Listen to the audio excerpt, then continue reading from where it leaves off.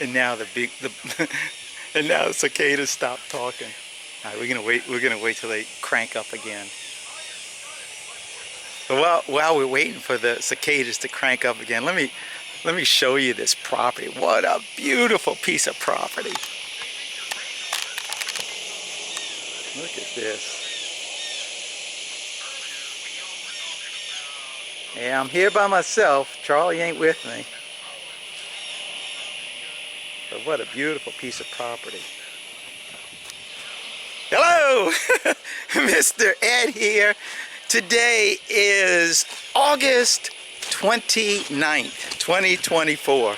It's hot. It's hot. Listen, listen. Now, I'm not trying to get you to listen to that radio that's playing, but can you hear all the cicadas? Boy, when I first walked up here, they were just like, it was an orchestra going on. So I'm up here in Covington. Actually, we're only about 8 miles from the Abbey. And, you know, with the last video that I posted about me killing the bees, you know, it was a terrible thing. And here we are, we're still end of August, and it's going to hit 90 degrees today. But I am not worried at all, absolutely not at all, about killing these things right here. And the reason why I'm not worried is because they aren't honeybees. They're yellow jackets. In fact, I am going to kill them. And so I got the call, and when she called me, she said, I think I got honeybees. And she said, they're in my couch. And I said, I don't think if they're in your couch, they're honeybees. Let me show you what these things look like. Now there is the couch that they are located in. And I'm going to zoom in. And at that corner right there, you can see there's part of the paper of their nest. And if I move just a little bit further, look, there you go, there's some of them sitting right on it. Now, I've never shot a thermal image of a yellow jacket nest before. So let me grab the camera, the thermal camera, and see if we can get an image of just exactly where these nasty little critters are. Now, I can't really make out for certainty, but there may be right here in the corner, this may be some right here, but I doubt that, because the entrance, they have one here and right here, so why is it right there? I speculate that the hive is underneath that cushion and that space beneath the cushion, but that's just a guess. I really was hoping to get some kind of thermal image to give me an idea where the hive is located. But in any case, I'm going in there. Well, there's our nasty little critters that need to get disposed of. By the grace of God, I hope I don't get stung too many times today, because man, that's those things. They sting, they bite, and they keep on stinging. They not unlike a honeybee. Once they sting you, the honeybee will die. These guys, they'll sting you, because their stinger doesn't come out as they're stinging. So, by the grace of God, let me suit up, and we're going to find out what we're exactly looking at over here. Armed with rubber gloves, I got gloves underneath here, my bee suit, and some wasp spray. I think I'm going to start dealing with these girls. And I'm going to pull the purple sheet off first, and then after that, then I'm going to take the cushion off, and hopefully we're going to be able to see something at that point. I think I might shoot some of this up into those holes just to get those initial ones calmed down a little bit.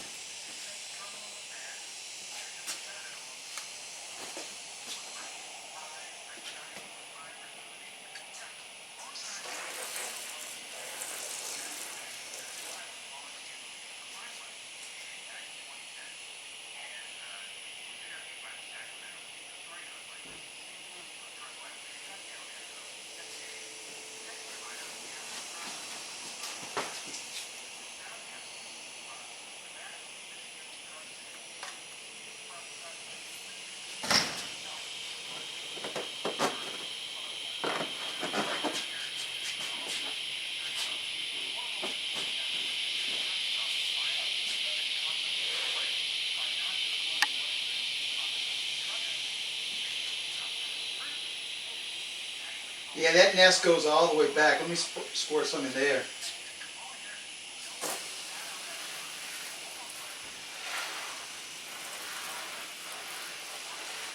Now this is only going to get the ones on the outside.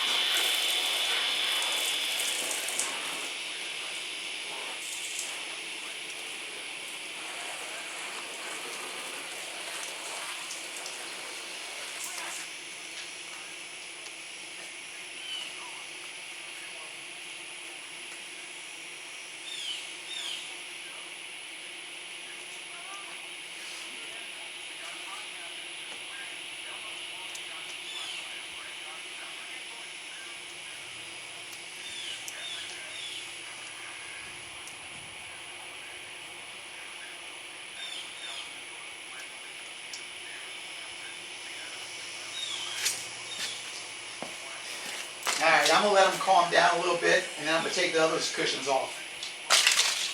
Alright, here's the deal.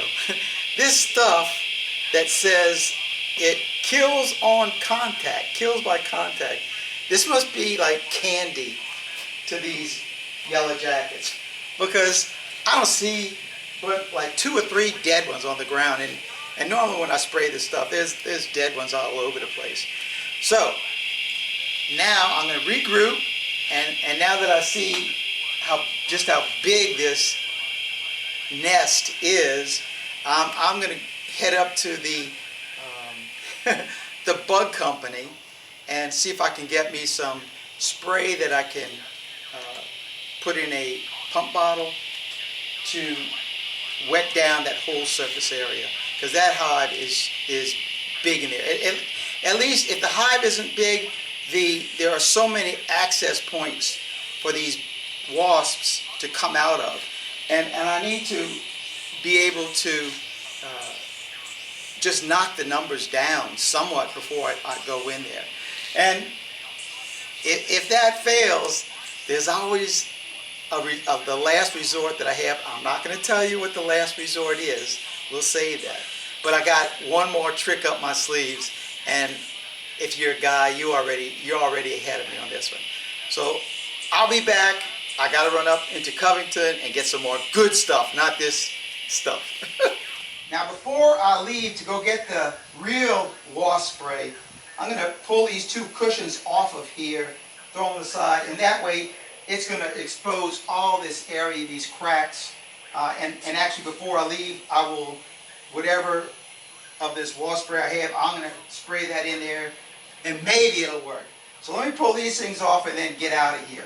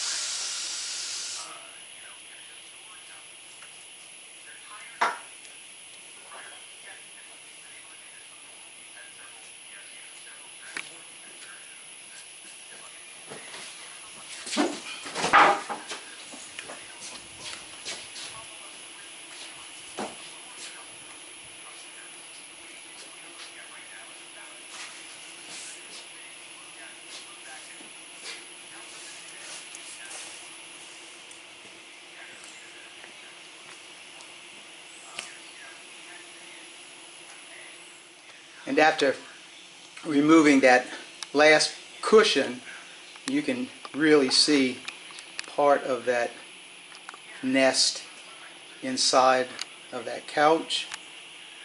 But my guess is that it still is going to be underneath that fabric of that bottom as well. It's a large hive.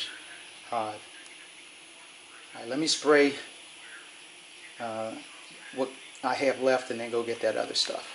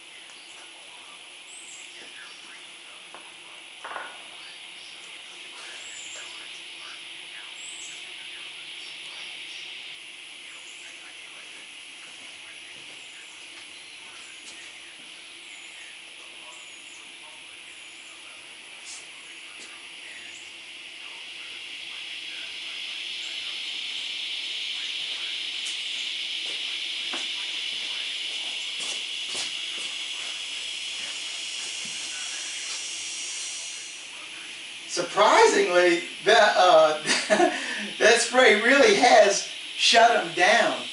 So before I leave, I'm going to go ahead and grab my knife and I'm going to cut that material, this stuff right here, and see if I can pull that back to actually expose the hive. That ought to get the ones that are in there still riled up a bit. Let's find out.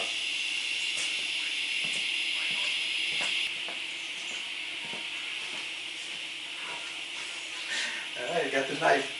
Let's cut this fabric.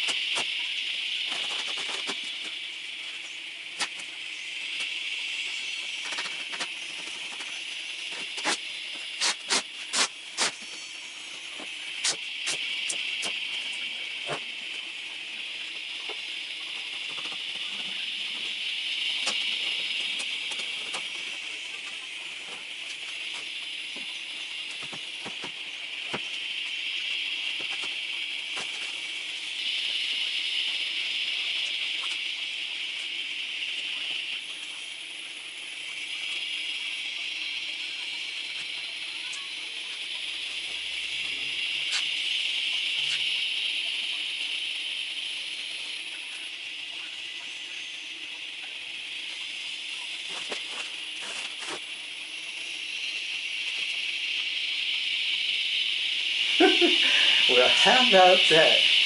I got that hive exposed, huh? You can hear they're not happy. I still think there's more of that hive behind that black thing, so I'm going to have to remove this cushion right here. But I think I got this hive under control. Interesting. I may not even have to leave. Alright, I'm going to remove that cushion right there and see if anything's behind that.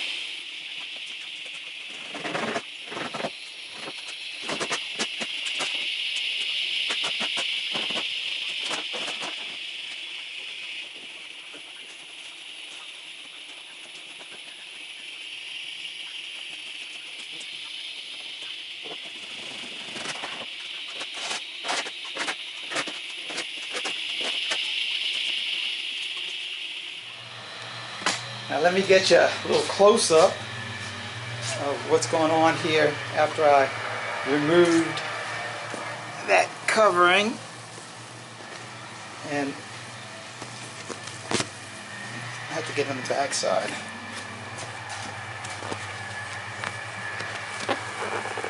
Alright, let me put the camera down and so I can get you a little better shot of this, because I got to cut more of this fabric. And while I'm cutting the fabric, I think I'm going to cut this side of the couch to make sure that there's no nest on this side as well, because there may be. Alright, let me cut all that stuff up and we'll see what I got. Well, that's about as good as I can expose it. The side, when I open up the side, is solid material there, so I don't think there's anything in there, but just bring the camera around. Let me turn on my flashlight.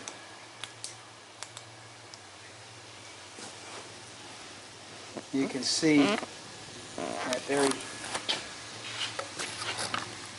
typical formation of the yellow jacket hive. Now I'm going to try to cut that out right now and try to remove that. Might be a bit tricky, and we still have yellow jackets in there, but that number is going down. Let's see what happens if I can cut that nest from off that board right there.